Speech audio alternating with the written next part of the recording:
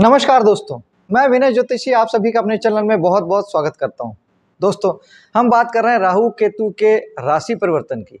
16 मई 2025 को राहु और केतु राशि परिवर्तन कर चुके हैं। राहु और केतु उल्टा चलते हैं, तो राहु मीन राशि से कुंभ राशि में आ गए हैं और केतु कन्या राशि से सिंह राशि में आ गए हैं। हम आज बात करेंगे कुंभ लग्न के लिए। मैं कुंभ लग्न कह रहा हूं, कुंभ राशि नहीं। जिनकी चंद्र राशि कुंभ है वो इस वीडियो को ना देखें। जिनके लग्न में 11 नंबर लिखा है या कुंभ लग्न है उनके लिए ये वीडियो है, क्योंकि मेरा जो राशिफल है वो लग्न आधारित होता है। दोस्तों चलिए राहु केतु को समझते हैं। राहु और केतु सभी को पता है कि एक राक्षस है जिसका सर विष्णु भगवान ने काट दिया था। तो ऊपर का जो सर है वो राहु है और नीचे का जो धड़ है वो केतु है। केतु के पास दिल है और पैर है। वो सोचता नहीं, केवल करता है, लेकिन दिल से करता है। उसे दिल से ही करना है, उसे पूरे आत्मा से करना है, उसे पूरे शिद्दत से करना है, उसे प्यार से करना है। केतु देने का नाम है, राहु लेने का नाम है। दुनिया से जो लेने का नाम है राहु है। राहु के पास केवल खोपड़ी है, केवल दिमाग है, तो केवल सोच है, विचार है, भविष्य है, सपने हैं। सारा छल कपट धोखा फरेब सब दिमाग के पास ही होता है, क्योंकि सारी बातें हम दिमाग से सोचते हैं, सारी बातें दिमाग में हैं। क्योंकि दिल ये सारी चीजें नहीं करता। दिल जुड़ा होता है हमारी आत्मा से।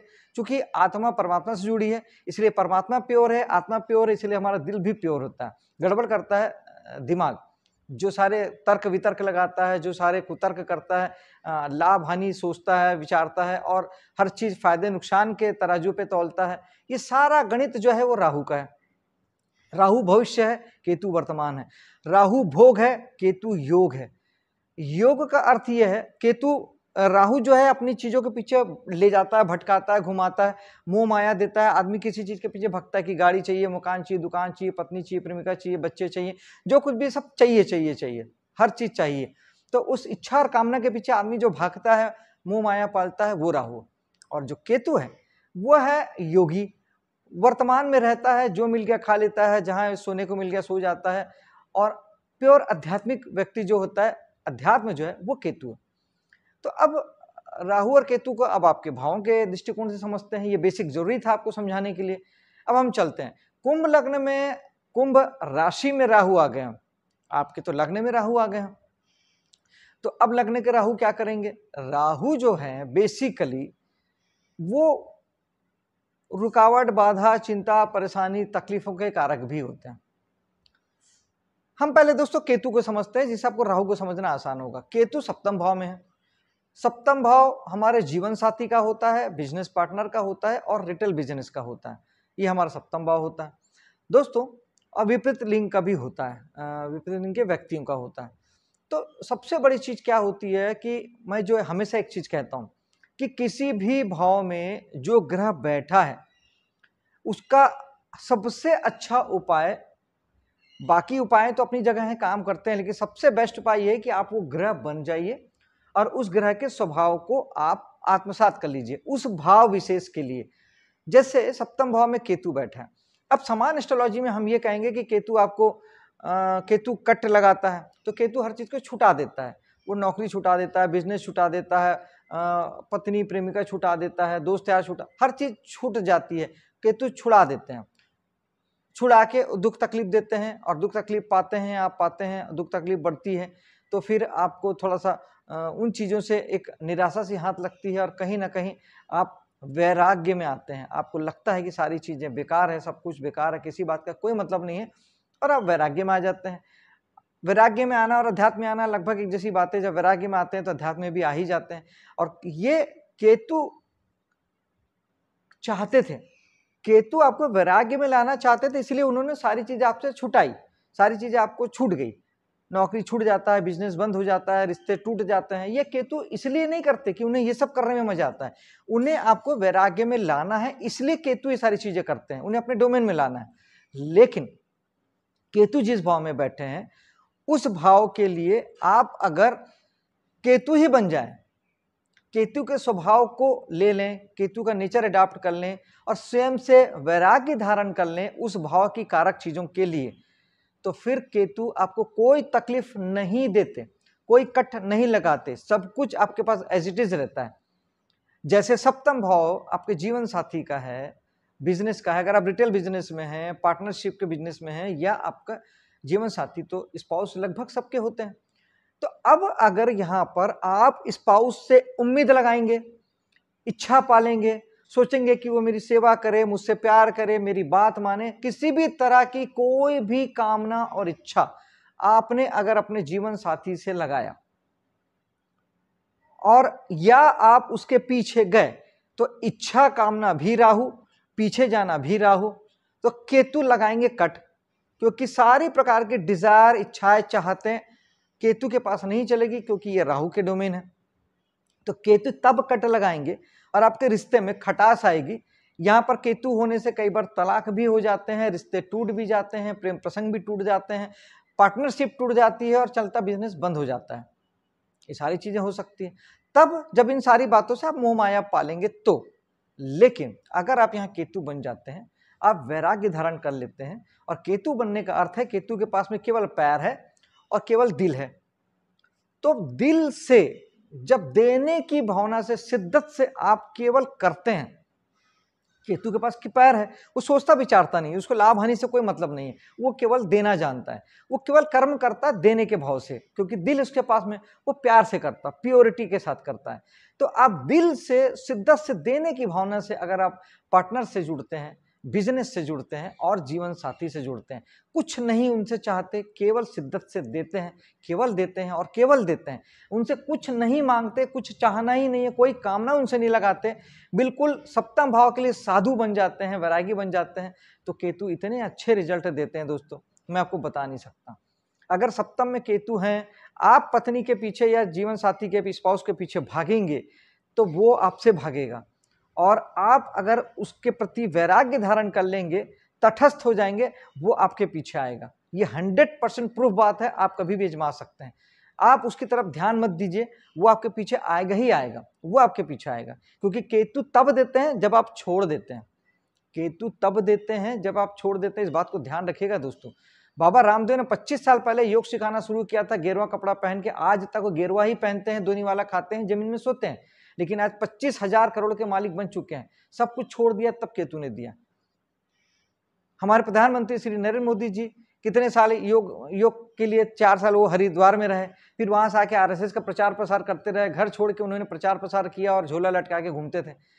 अटल बिहारी वाजपेयी जी ने उनको बुला के गुजरात का मुख्यमंत्री बना दिया, फिर वहां से उनकी योग्यता देख के देश ने उन्हें प्रधानमंत्री बना दिया, और आज पूरी दुनिया में उनका डंका बज रहा है। वो प्योर योगी आदमी है, प्योर केतु वाले बंदे हैं, उन्होंने सब कुछ छोड़ दिया तो केतु ने भर भर के दिया। आप अपने काम को शिद्दत से करते रहिए, देने की भावना से, प्यार से, दिल से अपने काम को करिए, क्योंकि यहां पर दिमाग है ही नहीं केतु के पास। यहां दिमाग लगाने से काम ही नहीं चलता, यहां आपने दिमाग लगाया यानी केतु ने कट लगाया। दिमाग यहां नहीं लगाना है आपको, प्योर केवल करना है, केवल करना है।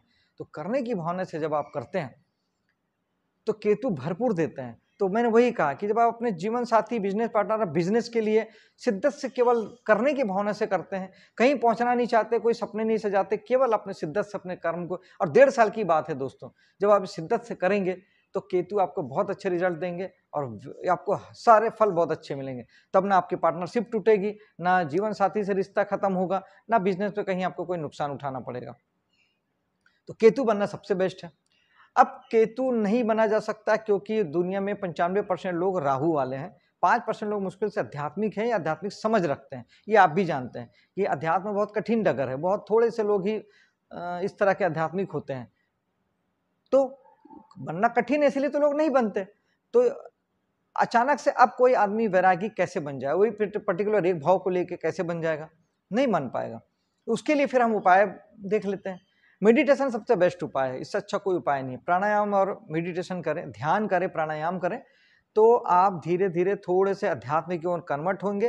केतु चूंकि आध्यात्मिक ग्रह है, वो धीरे धीरे आपके केतु के प्रति समझ बढ़ेगी, वैराग्य के प्रति समझ बढ़ेगी, और कहीं ना कहीं आप केतु के डोमेन में धीरे धीरे ही सही लेकिन आप चले जाएंगे। एक समझ तो जरूर जागृत हो जाएगी, और जब आप ये करेंगे तो फिर केतु आपको अच्छा फल देंगे। और केतु के लिए दान खट्टे मीठे फल, आम है, नाशपाती है, केला है, किसी भी तरह के जो खट्टे मीठे फल है, नींबू भी आ जाता है, ये सारे खट्टे मीठे फलों का आप गुरुवार के दिन सामान्य दान भी कर सकते हैं और मंदिर में भी आप चढ़ा सकते हैं। तो ये आपके लिए एक अच्छा उपाय हो सकता है। मंत्र अगर आप करना चाहें तो ओम केतवाय नमः एक माला आप इसका मंत्र जाप कर सकते हैं। देवताओं की जहाँ तक पूजा अर्चना की बात है तो माँ दुर्गा की साधना आप केतु के लिए कर सकते हैं। ये एक अच्छा उपाय है। ये हो गया दोस्तों केतु के लिए उपाय और केतु। अब हम चलते हैं राहु जी के पास। अब आपको राहु को समझना आसान होगा। मैंने पहले कहा था दुनिया में 75% लोग राहु हैं। तो अब राहु बनना उतना कठिन नहीं है, क्योंकि मोह माया में राहु जिस भाव में बैठते हैं चाहते हैं कि आप वहां के कारक चीजों के प्रति आप मोह माया पालें, उसके पीछे भागें, उसके पीछे दौड़ें, कामना करें, पागल हो जाएं अपनी कामना के पीछे। यही राहु करते हैं, जिस भाव में आ जाते हैं उस चीज के पीछे आपको पागल बनाते हैं।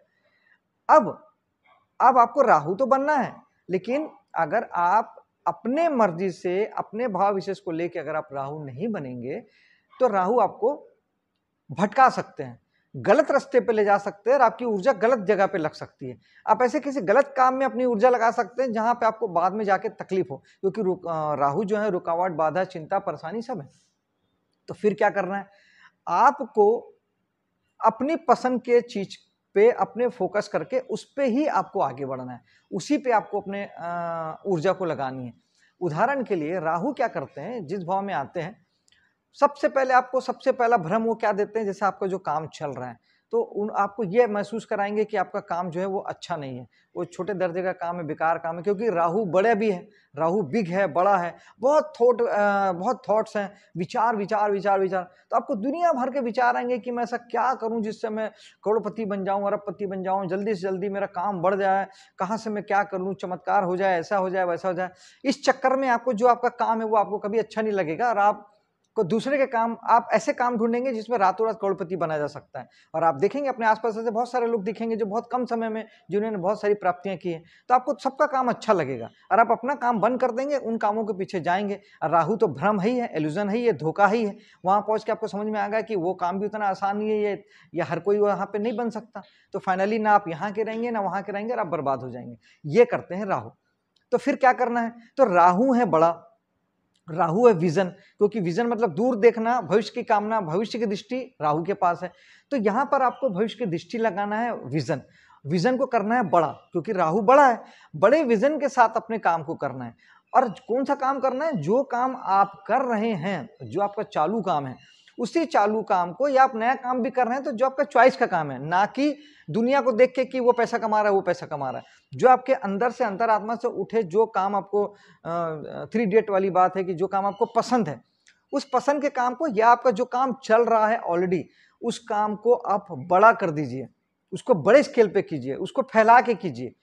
तब आपको सफलता जो है वो श्योर मिलेगी, क्योंकि आपने बड़ा विजन लिया। तो आप राहु के डोमेन में आ गए और आप उस काम के प्रति बिल्कुल आप पागल हो जाइए, अपनी जिद डाल दीजिए, पूरा डिवोशन डाल दीजिए, पूरे मोह माया सब लगा दीजिए, तो सब कुछ राहु का हो गया, मोह माया सब आ गया।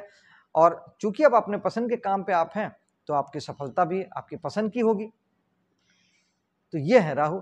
दूसरा, अब लग्न की बात करें तो लग्न में बेसिकली जो हमारा जो लग्न होता है वो हमारे स्वयं से जुड़ा हुआ होता है। लग्न किसी विशेष चीज को इंडिकेट नहीं करता, हमसे हर चीज जुड़ी हुई है। तो चूंकि हमसे हर बात हमसे जुड़ी है, तो लग्न में अगर हम हैं तो हर बात, हर जीवन के हर विषय, सप्तम भाव को छोड़ के बाकी जीवन के जो भी विषय हैं, बाकी जो भी आपके डोमेन है, उसमें आपको, उसमें से आप अपना जो भी आप करते हैं उसमें आपको राहु बनना पड़ेगा। और खास तौर पे जैसे सेहत के प्रति, लग्न आपका सेहत है, स्वयं के प्रति, आप व्यक्तिगत तौर पे जहां आपकी जो पहचान है, आप फिल्म स्टार हैं, आप नेता हैं, या आप अभिनेता हैं, या व्यापारी हैं, उस गुडविल के प्रति, वो आपका जो काम है, वो जो पहचान है, उसके प्रति आप पागल बनिए। और फिजिकली अपने आप को लिए, क्योंकि आप लग्न आपका शरीर है, लग्न आपका ओवरऑल व्यक्तित्व है, तो अपने शरीर और अपने व्यक्तित्व के लिए आपको वर्किंग करना पड़ेगा, अपने शरीर और व्यक्तित्व के लिए अपनी ऊर्जा लगानी पड़ेगी। खुद के पीछे, खुद के लिए पागल बनिए, अपने शरीर को बनाइए, अपनी सेहत को बनाइए, अपने व्यक्तित्व का निर्माण कीजिए। इन चीजों के लिए आपको ये करना पड़ेगा। दूसरे को देख के अपना व्यक्तित्व निर्माण मत कीजिए, दूसरे को देख के मत पागल होइएगा कि मैं उस हीरो जैसा करता हूं तो हीरो बन जाऊंगा, उस नेता जैसा करता हूं तो मैं नेता बन जाऊंगा। नहीं, आप अपने मौलिक स्वरूप को बाहर निकालिए, अपने मौलिक स्वरूप को बड़ा कीजिए। जो आपका जो गुण धर्म है, जो आपने योग्यता है, भगवान हर किसी को कुछ ना कुछ योग्यता जरूर देके भेजता है। अपनी योग्यता को हाईलाइट कीजिए, उस पर पूरा फोकस कीजिए और उसके पीछे पागल बन जाइए, उसको आगे लाने की कोशिश कीजिए। इनकेस अगर आप गाना गा सकते हैं तो आप गाना गाइए, आप डांस कर सकते हो तो डांस करिए, एक्टिंग कर सकते हैं तो एक्टिंग करिए, राजनीति में जा सकते हैं, अच्छे वक्ता हैं वक्ता बनिए, आप उपदेश दे सकते हैं तो उपदेश दीजिए, आप एस्ट्रोलॉजर बन सकते हैं एस्ट्रोलॉजर।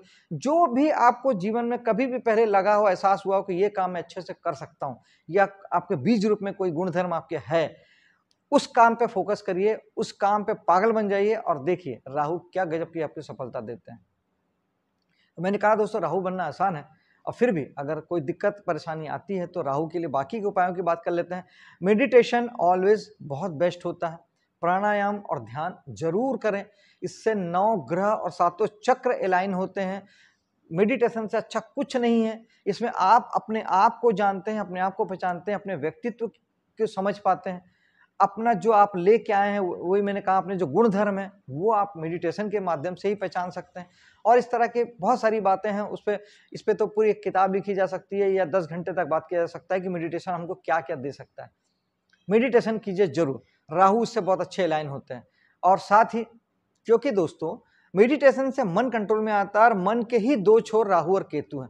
मन का एक छोर डिजायर वाला है, जहां पे सब कुछ चाहिए, और मन का एक दूसरा कोर है अध्यात्म वाला, जहां हमको कुछ नहीं चाहिए, केवल ईश्वर चाहिए, अध्यात्म चाहिए। तो ये दोनों ही कोर, केतु और राहु, मन के ही 2 छोर हैं और कुछ नहीं। हमारे ऋषि मुनि बहुत ज्ञानी थे, जिन्होंने इसको इस तरीके से परिभाषित किया, इस तरीके से बताया। तो ये राहु केतु है, तो मेडिटेशन से दोनों ठीक होते हैं। इसके अलावा राहु के लिए आप जौ का दान कर सकते हैं, और जौ को बहते जल में बहा सकते हैं। और सूखा नारियल जो होता है वो राहु की चीज होती है, नारियल सूखा वाला जो भेला होता है, इसे आप हर शनिवार को भगवान शंकर के मंदिर में चढ़ाइए, किसी गरीब को दान में दीजिए। और महीने में एक अमावस्या आती है, उस अमावस्या को 4 सूखे नारियल बहते जल में बहाइए, नदी वगैरह में, बहते जल में, तालाब वालाब में नहीं, बहते जल में आप 4 सूखे नारियल बहाइए, और उन नारियलों को पितरों को समर्पित करके बहाइए। क्योंकि राहु सीधा सीधा पितरों से कनेक्ट होते हैं, राहु सीधा सीधा हमारे पितरों के कारक होते हैं। हमारे दादा दादी नाना नानी जो अब दुनिया में नहीं है, उन पितरों के कारक राहु होते हैं। तो आप उन पितरों से आशीर्वाद मांगिए, उन पितरों को नारियल समर्पित कीजिए, उनसे बारंबार क्षमा याचना कीजिए गलतियों के लिए, और उनसे आशीर्वाद मांगिए। पितृ अगर अपना आशीर्वाद दे दें तो फिर वो ईश्वर तुल्य ही हो जाता है, और ईश्वर तुल्य आपका जीवन भी चमत्कारिक रूप से आगे बढ़ने लगता है। तो पितरों का आशीर्वाद लेना ना भूलें, क्योंकि राहु साक्षात पितृ हैं। पितरों का आशीर्वाद लेंगे, बड़े बुजुर्गों का आशीर्वाद लेंगे, तो राहु आपके 100% आपके ठीक होते चले जाएंगे। और मंत्र की बात करें तो ओम राहवे नमः आप मंत्र जाप कर सकते हैं। और माँ सरस्वती की पूजा बताई गई है राहु के लिए, लेकिन माँ सरस्वती की पूजा फोटो लगा के अगरबत्ती लगाने से कदापि नहीं है। इसका अर्थ है कि ज्ञान लीजिए, अपने काम पे एक्सपर्ट बनिए, जो काम भी आप कर रहे हैं करते हैं उस काम में इतना नॉलेज लीजिए, इतना ज्ञान लीजिए, इतना एक्सपर्ट बनिए, इतने महारत हासिल करिए। ये है राहु के लिए। जब आप ज्ञानी बनेंगे, अपने काम में एक्सपर्टीज लेंगे, तो फिर राहु का भ्रम, राहु का इल्यूजन, राहु का धोखा आपको धोखा नहीं दे पाएगा, भ्रम नहीं दे पाएगा। सब कुछ आपको साफ साफ दिखाई देगा, और उस ज्ञान के प्रकाश में ही राहु का अंधेरा जो है वो दूर होगा। तो माँ सरस्वती की पूजा का अर्थ है कि अपने काम में ज्ञान प्राप्त करिए, एक्सपर्ट बनिए, तो राहु आपको जबरदस्त सफलता देते हैं। दोस्तों ये था राहु केतु की विवेचना। मुझे दीजिए आज्ञा, मिलता हूं आपसे अगली वीडियो में। जय हिंद, जय माता दी।